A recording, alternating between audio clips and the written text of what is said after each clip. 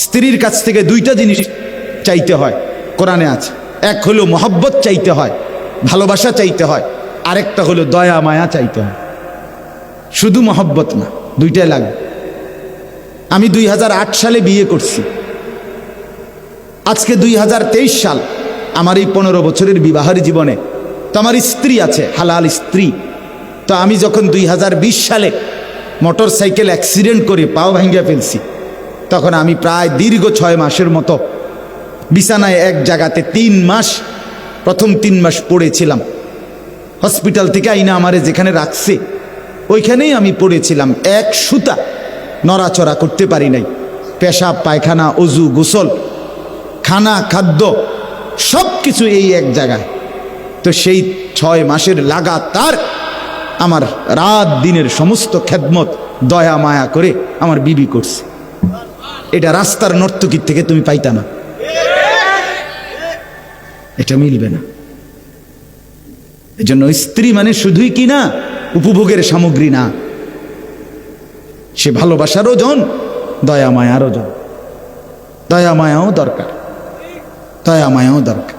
আজ তুমি যদি চরিত্র নষ্ট করো, অচিরেই তোমার জন্য চরিত্রহীন নারী মিলবে। এটা কোরআনের ওয়াদা, আল্লাহর একবারে ডাইরেক্ট ওয়াদা। ডাইরেক্ট ওয়াদা শুনে দিই,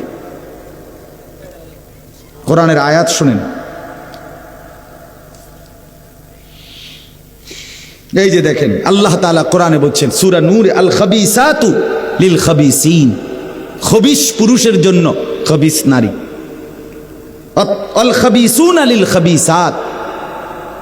খবিস নারীর জন্য খবিস পুরুষ। এই ডাইরেক্ট কোরআনের আয়াত। ঠিক কইলেও ঠিক, ঠিক না কইলেও ঠিক। বুঝেন না, ওটা কোরআনের আয়াত না, এটা ঠিক কইলেও কি ঠিক, ঠিক না কইলেও কি। এই যে অত্তাইয়িবাতু লিত্তাইয়িবিন অত্তাইয়িবুনা লিত্তাইয়িবাত। রব্বুল আলামিন বলেন, আর পবিত্র পুরুষের জন্য পবিত্র নারী, পবিত্রা নারীর জন্য পবিত্র পুরুষ।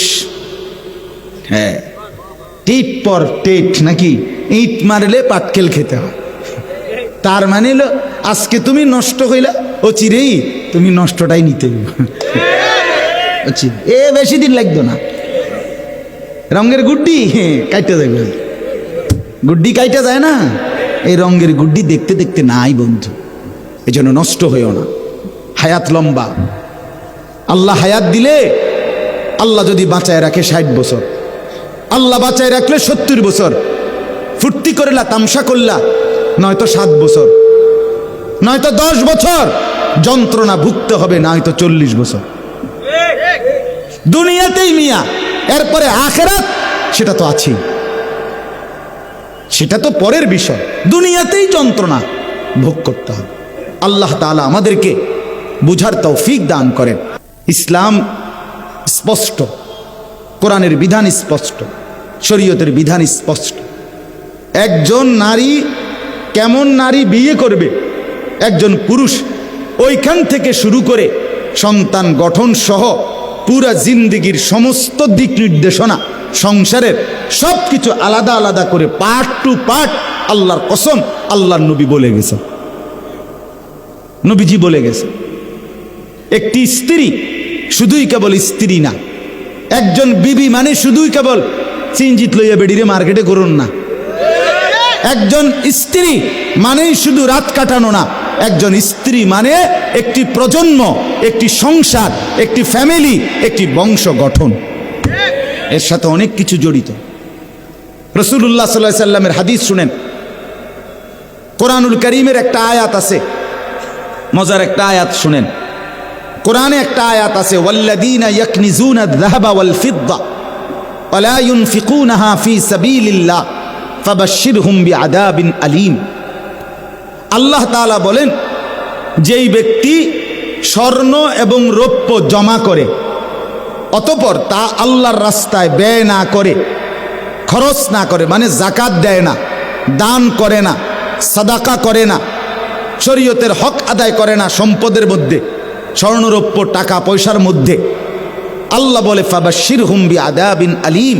হে নবী, আপনি তাদেরকে মর্মান্তিক পীড়াদায়ক ভীষণ আযাবের ভয় দেখান, এটা জাহান্নামের আযাবের ভয় দেখান। এই আয়াত যখন নাজিল হইছে, কথাটা খেয়াল করেন, সাহাবীরা বুঝছে স্বর্ণ রৌপ্য জমা করা খুব পছন্দের বিষয় না। কথা বোঝেন নাই? কারণ যদি ঠিকমতো আল্লাহর হক আদায় না করতে পারি টাকা পয়সার মধ্যে, তাহলে আযাব ভোগ করতে হবে। তো সাহাবীরা জিজ্ঞেস করছে, ইয়া রাসূলুল্লাহ, আমরা মুসলমান জমা রাখতে পারি, সংগ্রহ করতে পারি, এরকম নিজের জীবনে অর্জন করতে পারি, এরকম শ্রেষ্ঠ নিয়ামত কি? আমনে কদ্দুর কম।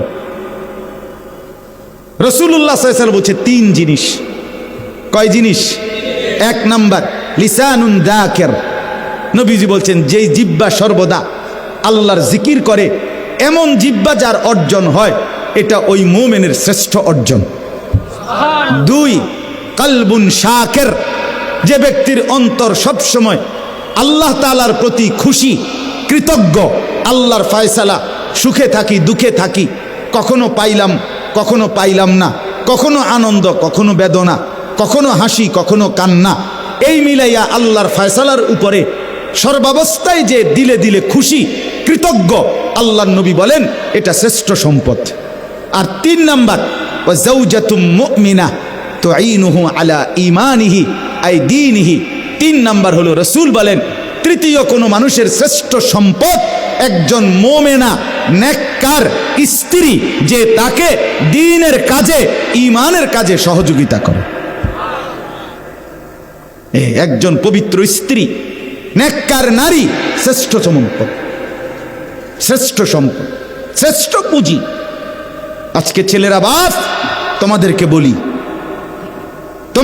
বলি দোস্ত, আল্লাহ তাআলা কোরআনে বলছে লা তানকিহুল মুশরিকাত হাত্তা ইউমিননা ওয়ালা আমাতুম মুমিনাতুন খায়রুম মিন মুশরিকা ওয়ালাউ আ'জাবাতকুম।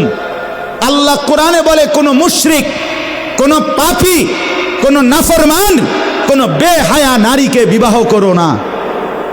হাত্তা ইউমিননা, যতক্ষণ না সে পূর্ণ ঈমানের দিকে ফিরে না আসে।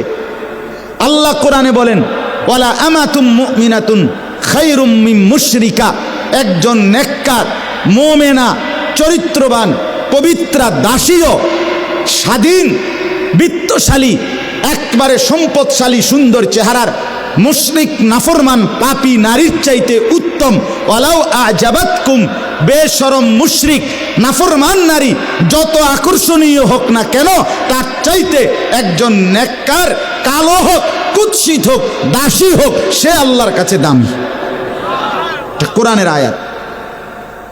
আজকে যেই সমস্ত ছেলেরা, আমি অনুরোধ করছি বাপ, নওজোয়ান, তোমাদেরকে এই বন্ধু বললাম, তোমরা যারা সকাল থেকে রাত 2টা 3টা পর্যন্ত মোবাইলে উলঙ্গ ছবি দেখো, নর্তকীর নাচ দেখো, সারা পৃথিবীর নারীর ছবি দেখো, অচিরেই বিশ্বাস করো পবিত্র নারী পেতে তোমার জন্য কষ্ট হবে।